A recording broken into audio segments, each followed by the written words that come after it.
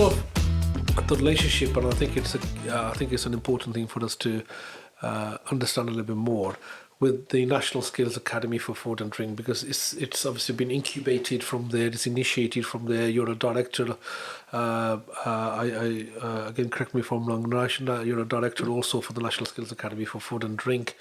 National Skills Academy for Food and Drink obviously leads on all discussions regarding food and drink. So it listens to what's out there in terms of the community around food and drink.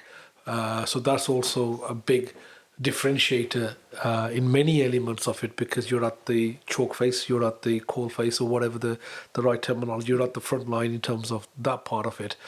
But where how does the connection? What's the connection now in terms of the link between yourselves and the National Skills Academy for Food and Drink?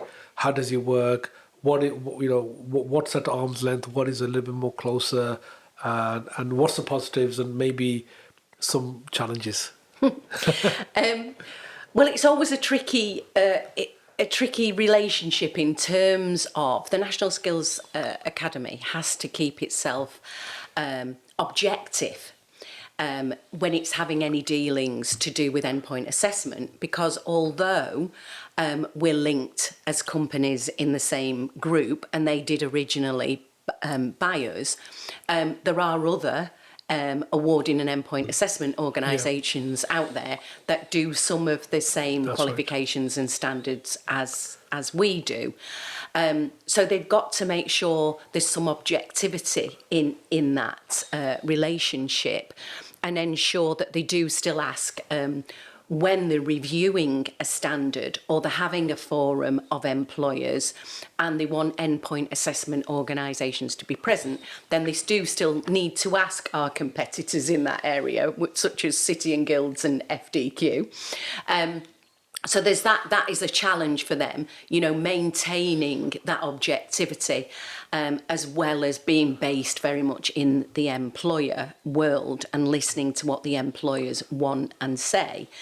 However, there's also a huge advantage in terms of, like I've said, that us having access to direct access to those employers, and we can learn a lot more firsthand from what's going on with those employers and what the future landscape looks like and how they're wanting to influence policy.